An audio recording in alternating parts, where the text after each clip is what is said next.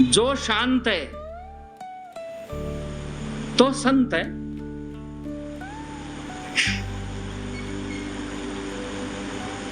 जो अत्यंत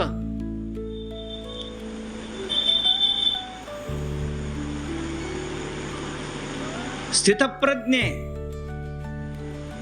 ज्यांची प्रज्ञा ढगमगत नाही कशालाही, सुखे दुःखे समे कृत्वा लाभा लाभौ जया जयौ, सुख दुःख लाभ अलाभ या सर्वांमध्ये जो ढगमगत नाही तो संत आहे.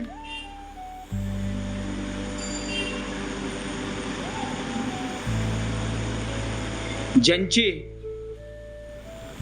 आशा आकांक्षा संपलेल्या आहेत तो संत आहे. प्रदर्शन करणारी संत नाही होऊ शकत.